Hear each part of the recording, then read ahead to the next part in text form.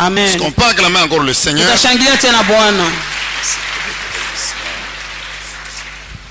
Amen. Amen. Nous continuons avec le témoignage. Aujourd'hui, nous allons parler sur le catch. Amen, amen. Amen. Mais avant cela, lisons la parole de Dieu. Job chapitre 20. Nous prenons le verset 15 et le verset 18. Et nous prenons aussi l'évangile selon Jean, le chapitre 11, du 32e jusqu'au 35e verset. Job 20, verset 15, nous lisons au nom de Jésus. Il a englouti de richesses, il les vomira. Dieu le chassera de son ventre. Verset 18. Il rendra ce qu'il a gagné et n'en profitera plus. Il restituera tout ce qu'il a pris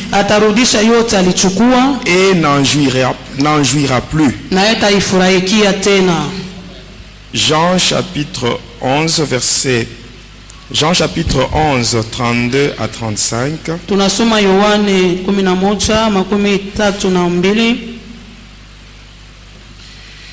Lorsque Marie fut arrivée là où était Jésus, et qu'elle le vit, elle tomba à ses pieds et lui dit: Seigneur, si tu eusses été ici, mon frère ne serait pas mort. Jésus, la voyant pleurer, elle et les Juifs qui étaient venus avec elle, frémit en son esprit et fut tout ému. Et il dit: Où l'avez-vous mis? Seigneur, lui répondirent-ils, viens et vois. Jésus pleura. Amen. Amen. Amen. Amen. Aujourd'hui, je parle sur le catch. Amen. Amen. Je sais que parmi nous, il y a beaucoup de gens qui ont déjà été au stade pour voir le catch.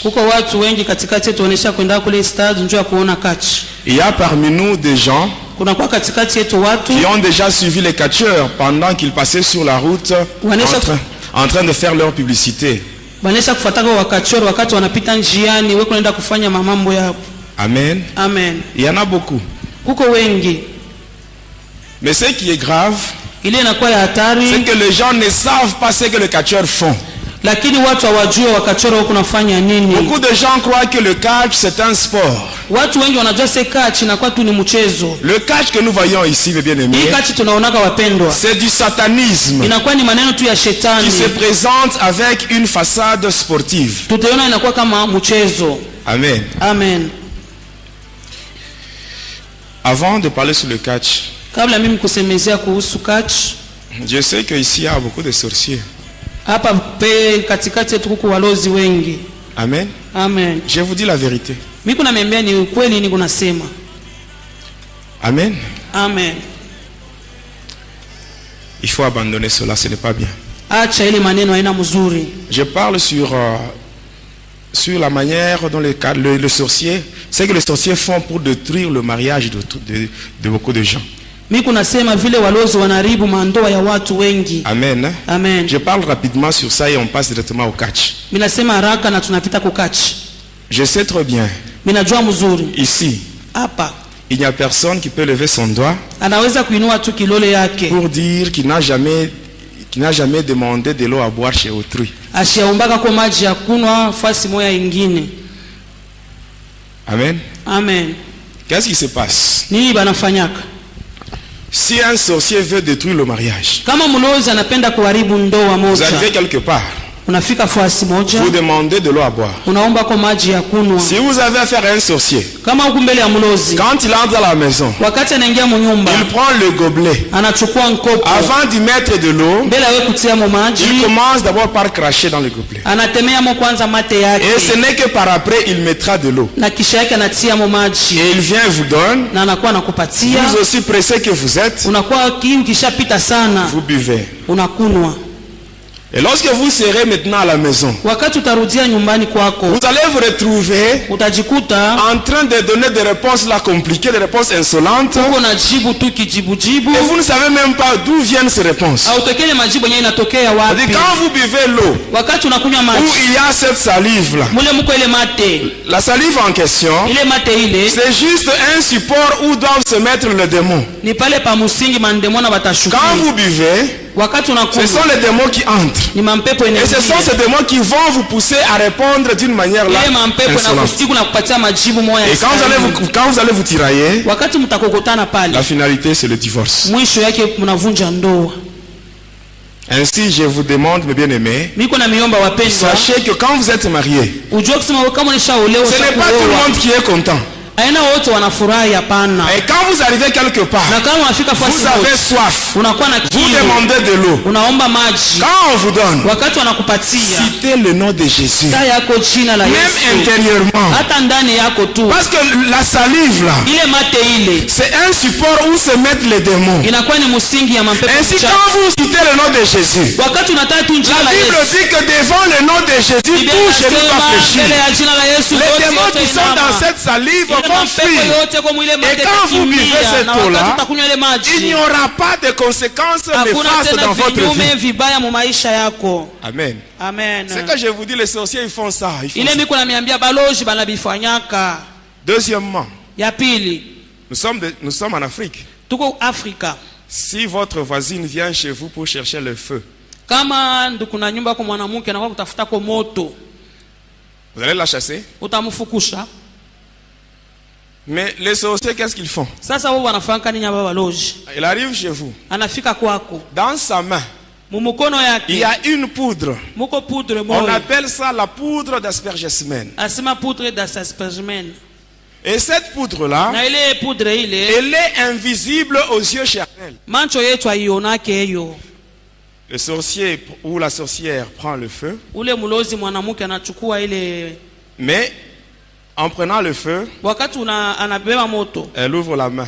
anafungua tu ni Cette mkono, poudre reste sur votre brasero. ile moto inabakia ni pabambula yako, Et la nuit, vous allez faire entrer votre brasero. hata bushiku naingisha babula munyumba. Et là, les démons vont maintenant se répandre, se propager dans la maison. Pale mandemo na mapepo mchafu Ce sont ces inayala démons qui vont munyumba, vous pousser maintenant à vous tirailler. inamisukuma mwanje pa Vous commencez, vous allez kukokotana, vous retrouver en train de vous disputer. muko paka na kokotana kukombana munyumba. Amen. Amina. La finalité, Mwisho divorce. unavunja ndoa. Et il faut prier Inabidi que kuomba nos maisons soient embrasées. hata manyumba Que yetu nos itiliwe maisons moto, soient entourées par des flammes de feu. itiliwe moto ya Mungu, De telle sorte que les sorciers ne puissent pas avoir accès à nos maisons. baloji bashingie mu manyumba yetu. Amen. Amen. Ça, ce sont des choses qui se font. Ile ni vitu biko nafanika. Passons rapidement au catch. Tunapita kukachi sasa. Amen. Amen. Hier, nous avons fait la pêche. Jana tuliloba, Mais aujourd'hui, lakini leo nous allons pousser les sorciers à vomir. tutasukuma baloji batapike. Ils vont vomir. Bo batatapika leo. Tout ce qu'ils ont avalé, Yote balimeza. ils vont vomir, mes bien-aimés. Bataitapika leo. Hier, nous avons dit Jana tulisema que les sorciers, la nuit, walozi usiku ils utilisent le ventre des enfants de Dieu comme tam-tam. wanafanya mantumbo ya watoto wa Mungu kama mangoma yao. Et nous savons aussi Lakini sisi na sisi que notre tunajua, Dieu, Mungu wetu il exerce nos mains au combat. anafanya kabisa mikono yetu Ainsi, na- avec kukuvita. nos mains, pamoja na mikono yetu. aujourd'hui, les ventres des sorciers seront Leo aussi nos matumbo tam-tams. ya balozi itakuwa Nous allons mangoma. frapper Tutapika et ils msuri. auront la nausée. Batapika Lorsqu'ils leo. auront la nausée, Wakati watashikia ils kutapika. vont vomir tout ce qu'ils ont Batatapika avalé. bote balimeza. Ils vont tout vomir, bien-aimé. Batatapika byote wapendwa Bien-aimé. wangu. Wapendwa. Toi qui m'écoutes, Wewe uko na laisse-moi te nisikia. dire une chose. Acha nikwambie iko. C'est lui qui a mis un blocage à ta vie. lui-même il va enlever ce blocage aujourd'hui au nom de Jésus. Quand Jésus est arrivé au sépulcre de Lazare, il a dit ôtez la pierre. Les mêmes personnes qui avaient placé la pierre, ce sont ces mêmes personnes-là qui avaient enlevé la pierre. Je t'assure aujourd'hui, c'est lui qui a mis une pierre à ta vie, c'est lui qui a mis une pierre à ta bénédiction. Au nom de Jésus, il va l'enlever aujourd'hui. Amen. Amina. Jésus-Christ, l'homme de cas grave. Moi je l'appelle l'homme de cas grave. Si je vois ce que Jésus a fait dans ma vie, oh Jésus, l'homme de cas grave, celui qui n'a jamais échoué, mais bien-aimé tel que j'étais, j'étais entré dans 23 églises pour chercher la délivrance. Et on m'avait chassé. On ne voulait plus de moi. J'étais allé dans ma famille. J'ai dit la vérité à mes parents ainsi que mes frères et sœurs. En disant la vérité. Comme le monde n'aime pas la vérité, on m'avait chassé. Et j'étais seul. Je ne savais pas quoi faire. Amen. C'est dans cet abandon, dans ce rejet, que je me suis croisé avec l'homme de cas grave. Et celui-là, il a transformé ma vie. Et bien aimé, il y a deux cas. Tu arrives quelque part, tu manques à manger. Tu peux demander, on peut t'aider. Tu peux demander, on peut t'aider.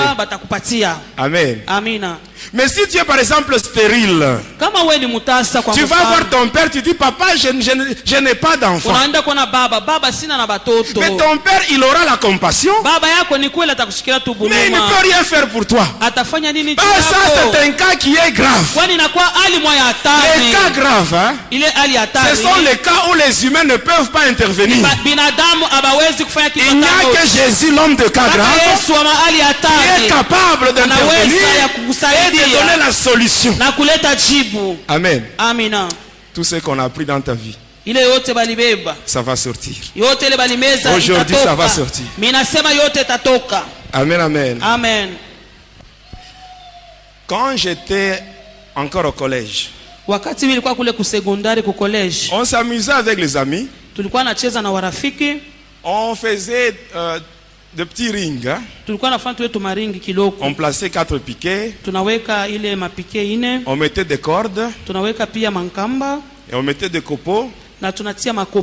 Et on s'amusait là-bas. C'est ce que il y a beaucoup d'enfants qui font ça. Ici, j'attire l'attention des parents. Quand vous voyez de telles histoires-là, vos enfants qui commencent à se donner le nom des catcheurs, et ils s'amusent, vous croyez que c'est un jeu. Non, pour le diable, là, ce n'est pas un jeu. Il y a toujours un intérêt là-bas. Il faut vraiment interdire à vos enfants. Et quand on faisait ces choses-là, moi j'étais déjà sorcier. Et pendant qu'on s'amusait avec les amis, il y avait beaucoup de gens qui venaient là-bas. Amen. Amina. Un jour, moi qui étais déjà sorcier, j'ai dit à mes amis, nous devons maintenant chercher de puissance. Et là, nous allons faire des démonstrations. Or, tout ce qu'on faisait là, mais c'était gratuit. On ne payait même pas. Alors il fallait maintenant chercher de puissance. Chacun devait aller de son côté pour chercher la force. Alors moi, un jour, j'ai quitté le collège. J'arrive, j'étais sur le boulevard de l'Indépendance. Je dépasse l'hôpital Dako.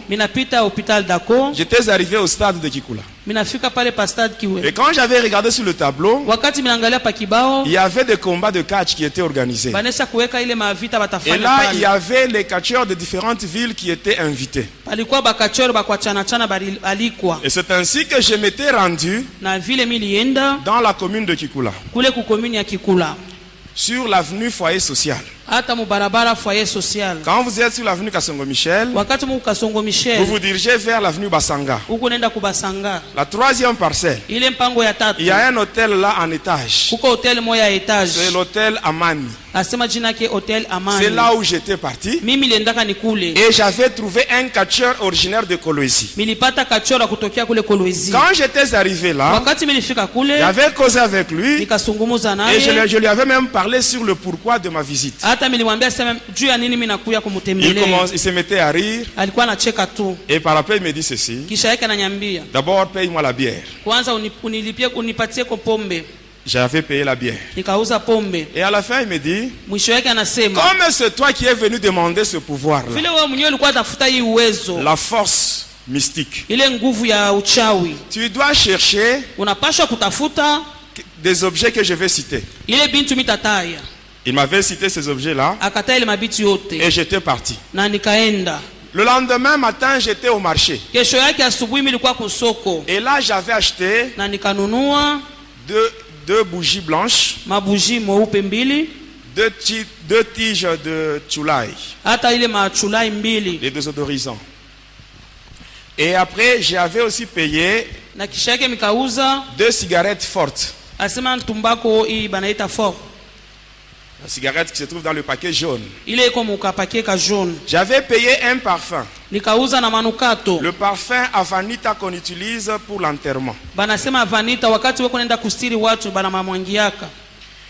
Après le parfum, je devais aussi payer le sel indigène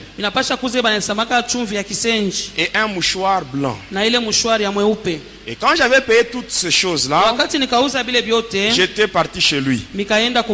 Et quand je l'avais vu, c'était aux environs de 19h30. Mais quand j'étais arrivé, au lieu de passer directement à la cérémonie, mais lui commençait à me parler sur autre chose.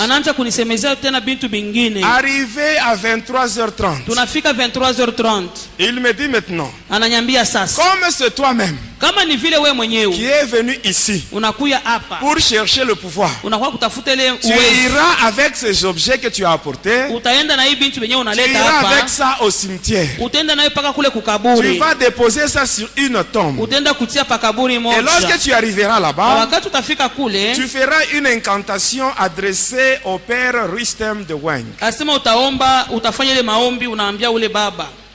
Et à 23h30, seul, j'avais quitté l'hôtel Amani et je m'étais rendu au cimetière de Sapin. J'étais allé avec l'avenue Kasongo Michel et j'étais tombé sur l'avenue Lumumba. J'ai évolué avec Lumumba jusqu'à la bifurcation, où il y a une route qui va vers la ville et une route qui va vers la commune de Panda. Et là au milieu, il y a une église catholique qu'on appelle Sacré-Cœur. J'avais pris la route qui va vers Panda. J'avais dépassé l'hospice de vieillards. Et après, j'étais arrivé au cimetière. J'étais arrivé. Et quand j'étais arrivé là, à l'entrée, je devais compter 49 pas. Après avoir fait cela, j'étais arrivé devant une tombe. J'avais déposé ce que j'avais. Et ainsi, après cela, avec une lame de rasoir, je m'étais blessé à mon petit doigt. Et j'avais pressé mon doigt.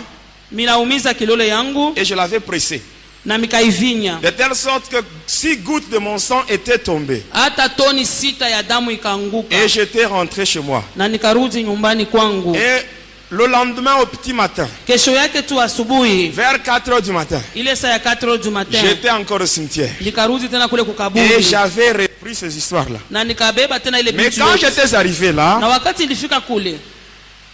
les histoires que j'avais laissées n'étaient plus intactes.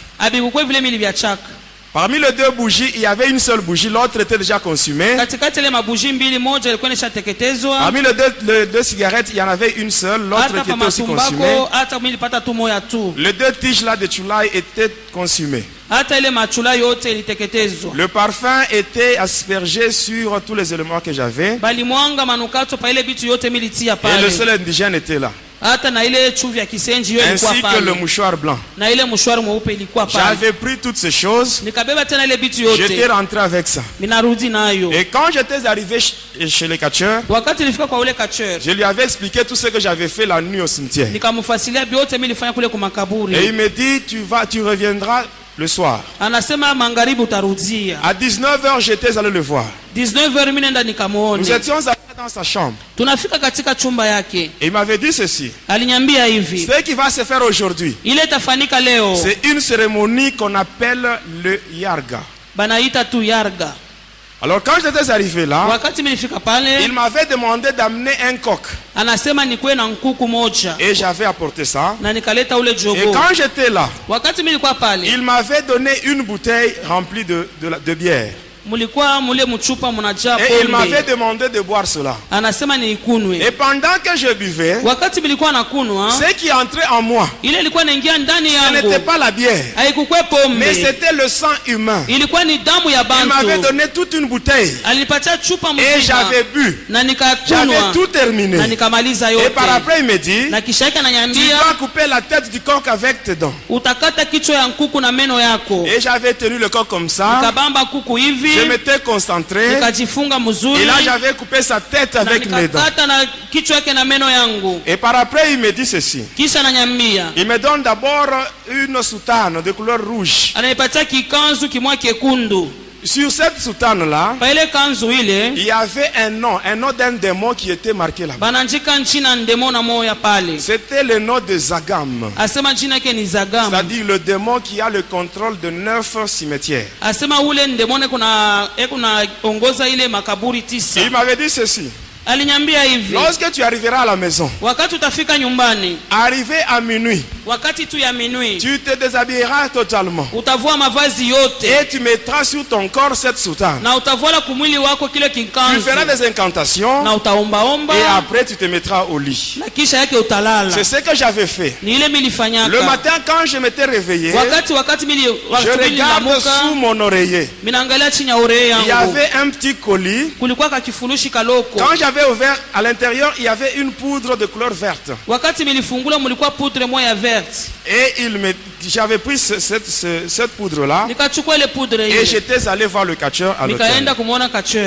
Quand j'étais arrivé là-bas, qu'est-ce qui s'était passé? Il m'avait dit ceci. Comme c'est toi-même qui es venu chercher le pouvoir, la nuit tu iras au cimetière. Et là tu vas déterrer un crâne.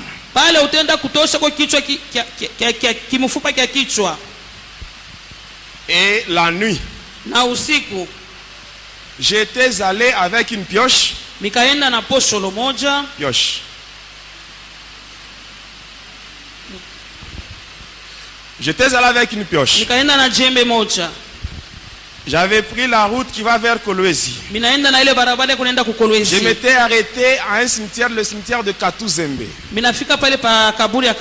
J'avais mon petit sac. J'étais entré au cimetière. J'étais arrivé devant une tombe. Aux environs de minuit. Et là je m'étais mis à creuser. Et là j'avais enlevé le crâne. J'avais mis ça dans mon sac. J'étais rentré. J'étais allé présenter cela au catcheur. Quand je lui avais remis cela, qu'est-ce qu'il m'avait dit par après? Il m'avait dit ceci. Maintenant la poudre que tu as eue, tu vas prendre de l'argent. Tu vas prendre cette poudre et tu vas asperger sur l'argent. Et cet argent-là, tu iras jeter ça en route à 2 endroits différents. J'étais allé et j'avais placé ça. Après avoir fait cela, Un jour plus tard, j'étais allé chez le catcheur. Et quand je l'avais trouvé, qu'est-ce qui s'était passé? Le crâne que je lui avais laissé était rempli du sang.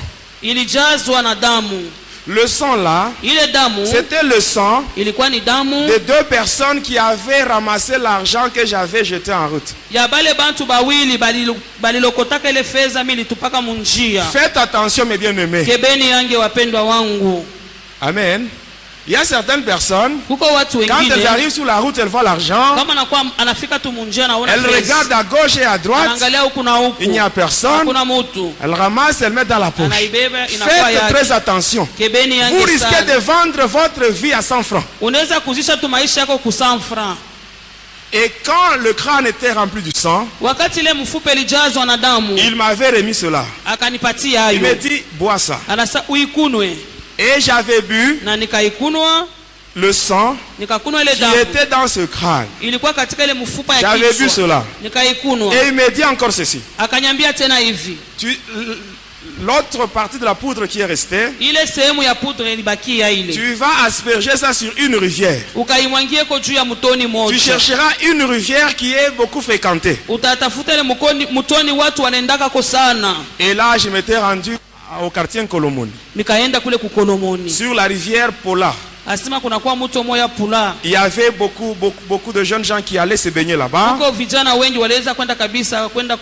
y avait aussi beaucoup de mamans qui allaient faire la lessive là-bas. Et qu'est-ce qu'il m'avait dit?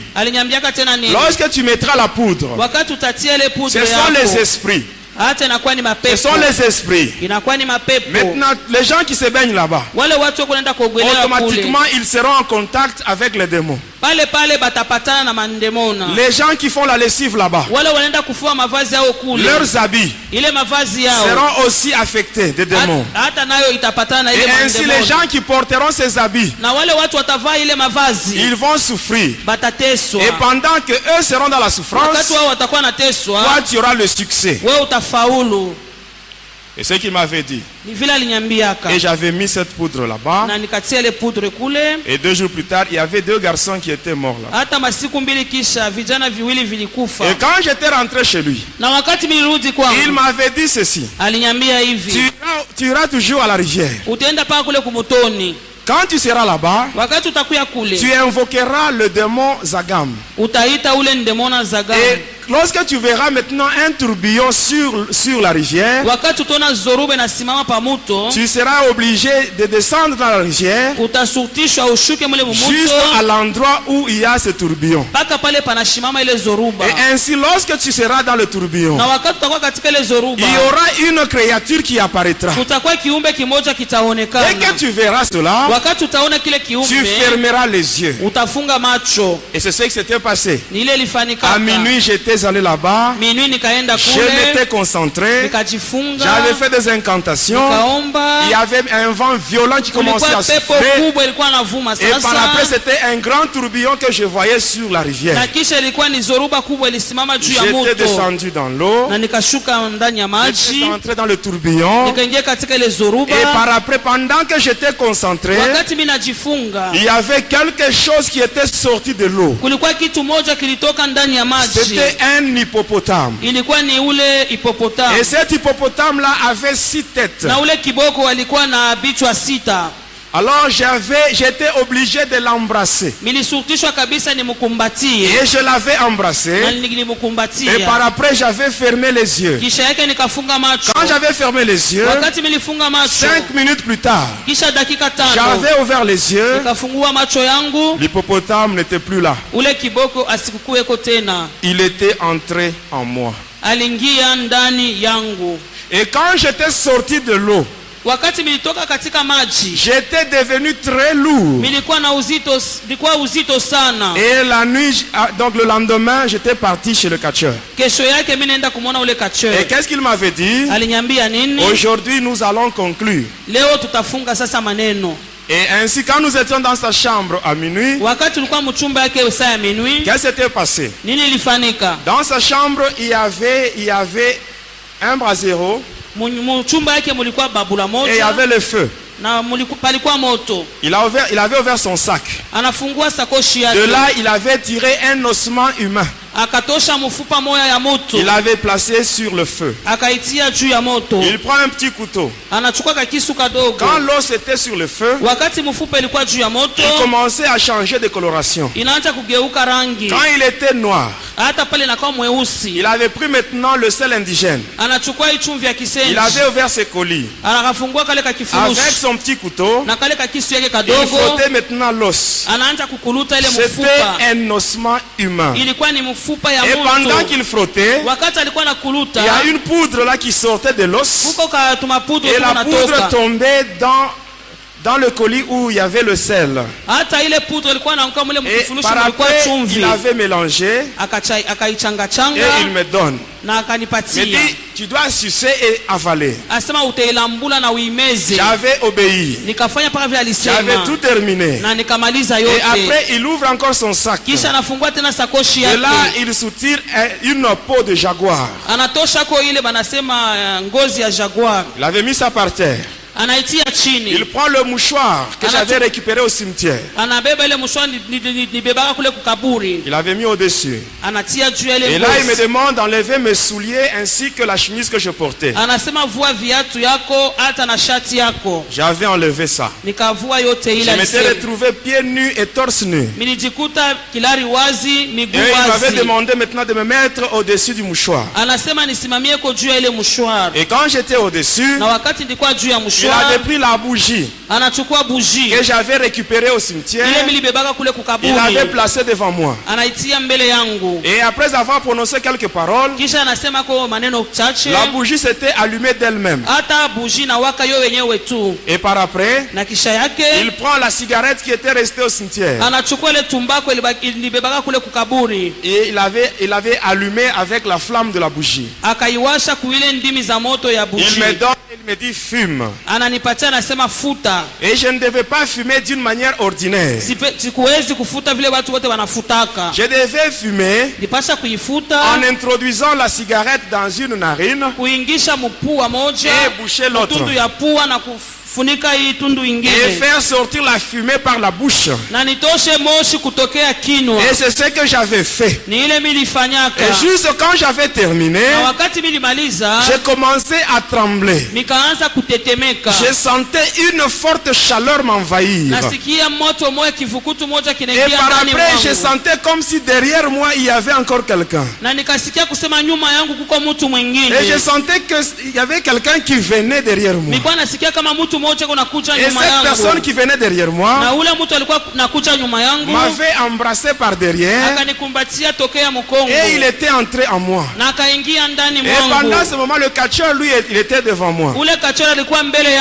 Dans sa chambre là, il y avait un morceau de bois. Il a pris ce morceau de bois. Il a commencé à me frapper avec ça.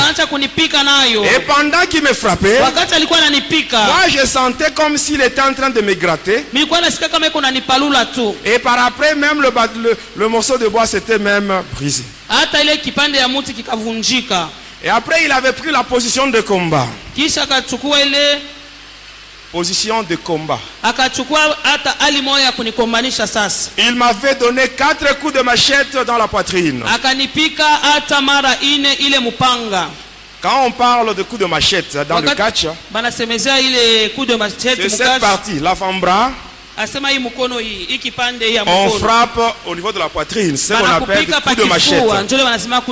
Il m'avait frappé à 4 reprises. Et quand il m'avait frappé, je sentais que lui aussi il était en train de me gratter.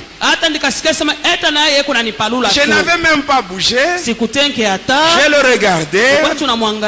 Et là, le catcheur commençait à trembler.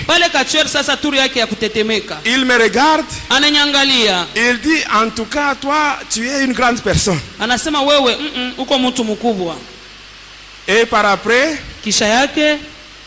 il me donne le savon. Le savon luxe. On sait le savon luxe. Quand vous regardez bien ce savon là, vous voyez une image d'une dame là. Vous avez déjà vu ça? C'est une dame du monde de ténèbres. Son nom c'est Madame Sophie. Ainsi, quand vous achetez ce savon, avant de vous laver, priez sur ce savon. Amen. Amen, amen.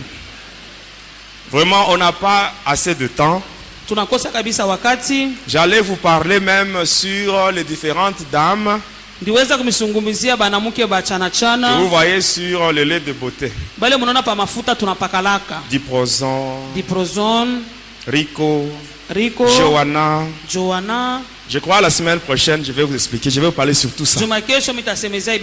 Même sur le maquillage. Hein? Rouge à lèvres, mauve, la couleur violette. Là. Je vous parlerai sur les démons qui agissent dans ces histoires. Amen. Est-ce qu'on peut continuer? On peut continuer. Amen. Alors il m'avait donné ce savon. Et qu'est-ce qu'il m'avait dit? Lorsque j'avais le savon, dans un coin de sa chambre, il y avait un vase où à l'intérieur il y avait de l'eau avec certaines racines. Et là il m'a demandé d'aller me laver là-bas. Quand je m'étais lavé, il m'a dit garde la mousse de savon dans ta tête, dans tes cheveux. N'enlève pas la mousse. Et il m'avait demandé de venir me mettre à côté de lui sur le lit. Et qu'est-ce qu'il m'avait dit? Tu dois enlever la mousse là de savon lorsque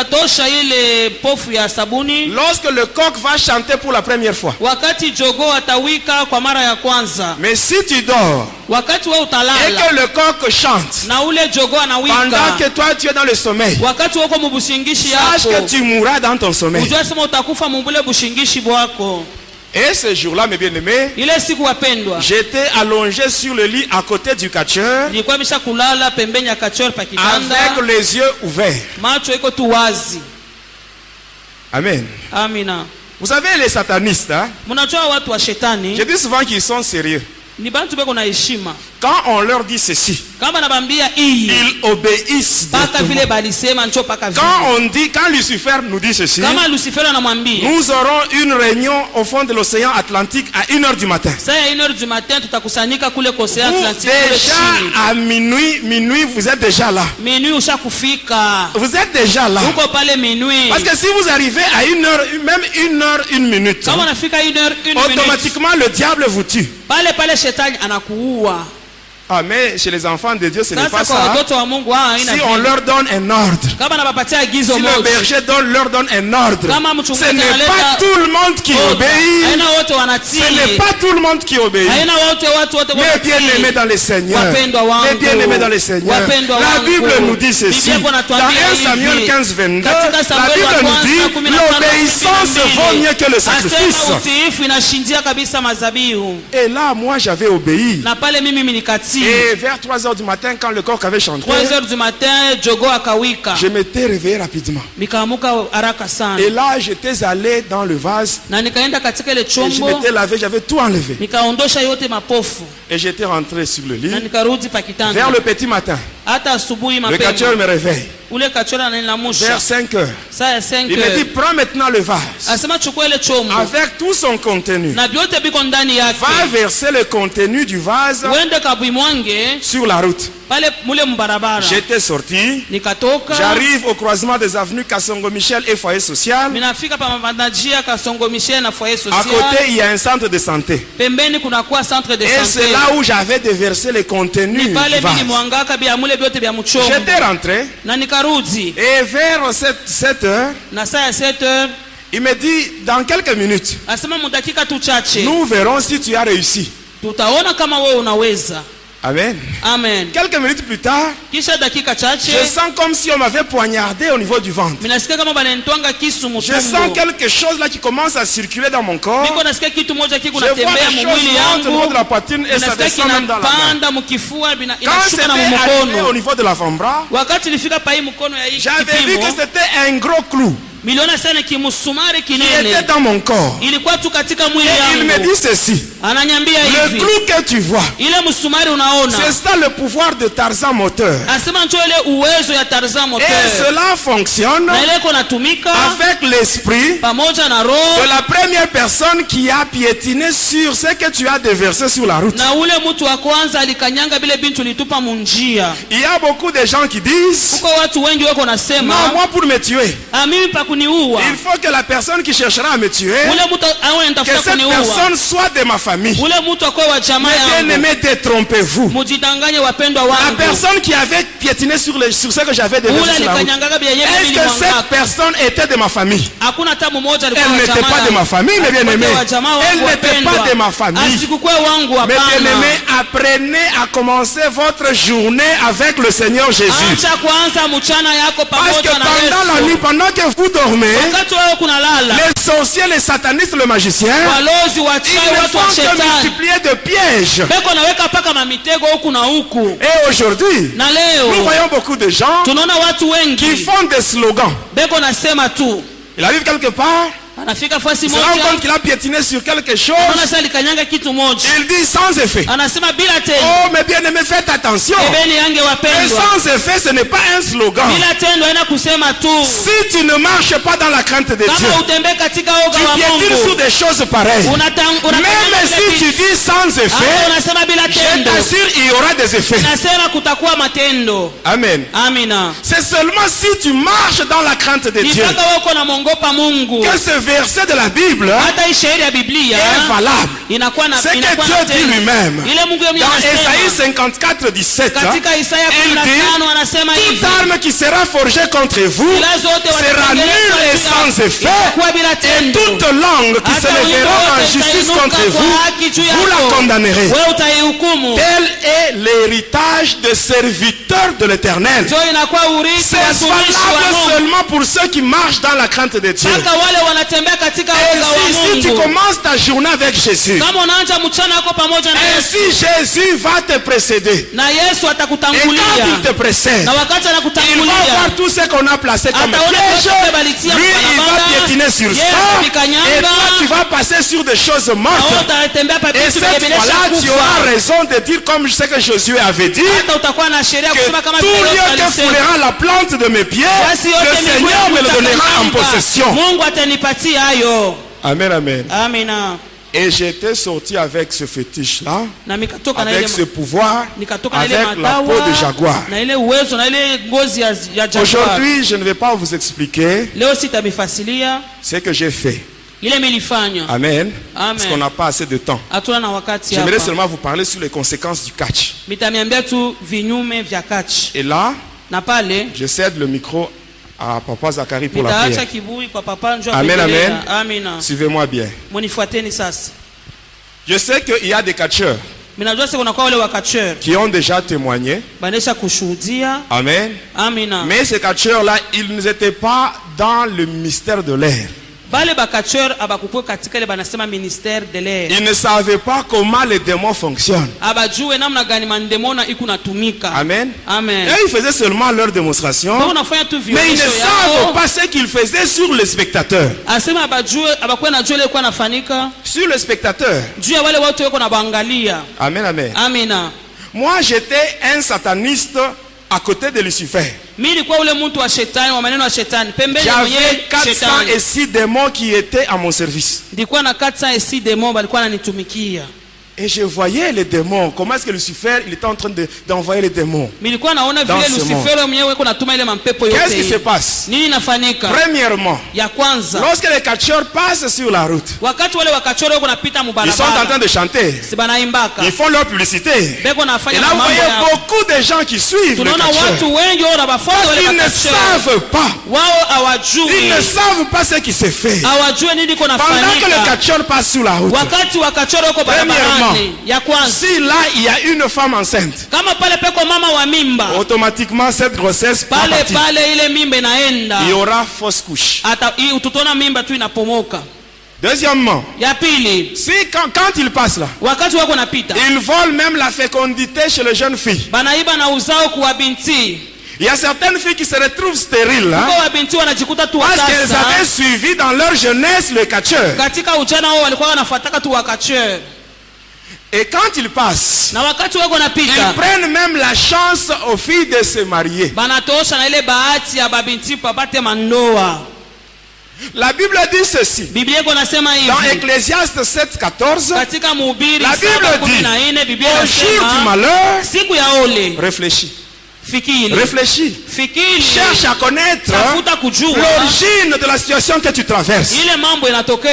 Tu peux te mettre à condamner des gens, ou peut-être c'est pendant ta jeunesse. Tu ne savais même pas. Le catcheur passait, et toi aussi tu étais attiré par ça, et tu les avais suivis. Demande à Dieu. Le Dieu de Jérémie 33:3. Lui il dit: invoque-moi, je te répondrai. Je te ferai savoir les choses grandes, les choses cachées que tu ne connais pas. Amen. Et ainsi, lorsque les catcheurs sont maintenant dans le stade en train de se battre, amen. Qu'est-ce qui se passe? Amen. Ils vont commencer d'abord avec des techniques de combat. Donc ceux qui ont appris dans la lutte. Dans la lutte, il y a d'abord la lutte gréco-romaine. Après cela vient ce qu'on appelle le libre. Amen. Le libre olympique. Après le libre olympique vient ce qu'on appelle la self-défense. Ce que je viens de citer ici. Même moi, j'avais fait ça. Toutes les techniques de combat. Tout ça, j'avais appris ça. Et à un certain moment, ils vont maintenant passer à la deuxième étape. L'étape maintenant satanique. Et là, vous voyez maintenant des démonstrations de pouvoir. Qu'est-ce qui va se passer? Vous allez voir, à un certain moment, on va sonner. On sonne les trompettes. Cela a deux fonctions. Première fonction, c'est pour arrêter les légions de démons de l'adversaire. Deuxième fonction, c'est pour maintenant pour faire venir les légions des démons qui sont maintenant favorables à ces catcheurs-là. Ainsi, qu'est-ce qui va se passer? Quand les démons quittent le monde de Satan, quand on les invoque, ils viennent, ils entrent au stade, ils marchent d'abord sur les têtes des spectateurs avant d'arriver au ring. C'est ainsi que quand vous observez bien, vous allez voir des gens qui vont au catch, ils rentrent chez eux fatigués. Amen, amen. Je vous dis la vérité. Et quand les démons marchent sur les têtes, ils arrivent sur le ring. Le catcheur qui les a invoqués, il va maintenant les utiliser pour terrasser l'autre. L'adversaire peut tomber. On compte mais il se relève. Ou bien il va commencer il aura tendance à tomber. À un certain moment, vous allez voir qu'il commence maintenant à résister. Et quand il résiste, cela veut dire que les démons qui sont venus ne sont pas capables pour le faire tomber. Ne sont pas capables. Ainsi, l'autre va hypnotiser son adversaire. Et quand il hypnotise son adversaire, vous le voyez maintenant en train de faire des gestes. Les gens ne savent pas. Quand il fait ce geste-là, il prend les démons qui sont venus. Il les renvoie dans la foule. Il les renvoie dans les spectateurs. Et quand ils vont là, ils retranchent les années. Ils retranchent les années. Et les démons rentrent. Et le catcheur les utilise, il frappe. Et il gagne. Quand il gagne, les spectateurs se mettent à acclamer. Pendant que cet homme vient de gagner avec leurs années. Mais bien aimé, Dieu, Mungu, il n'y a que Dieu seul qui connaît le nombre d'années que nous allons faire sur cette terre. Mais il y a certaines personnes, amen, à cause de ce spectacle-là, le diable a déjà retranché des années dans la vie de beaucoup de gens. C'est ainsi qu'il y a certaines personnes qui meurent précocement. Mais bien aimé, nous savons que tous nous allons mourir. Mais s'il faut mourir, il faut mourir au temps fixé par Dieu et non pas au temps fixé par le diable. Tu es parmi nous. Tu as déjà été au stade. Tu as déjà vu le catch. Tu as déjà vu ça. Il y a des années que le diable a déjà retranché. Peut-être tu es ici. Ce sont tes enfants qui aiment le catch. Peut-être c'est ton mari qui a déjà été au catch. Il y a des années qui ont déjà été retranchées. Regarde, tu as déjà été là-bas combien de fois?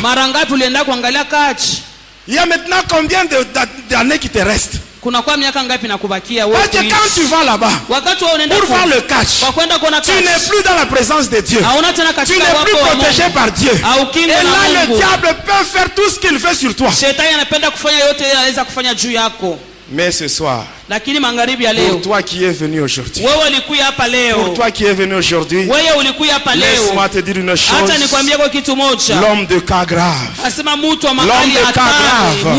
il va te retourner les années qu'on a retranchées. L'homme de cas grave, qui est le Seigneur Jésus.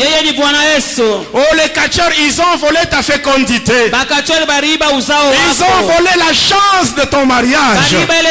Ils ont même volé les grossesses que tu avais. Ils ont retranché les années. Ils ont retranché. Mais moi je connais une femme. Une femme qui avait perdu son frère. Son frère Lazare.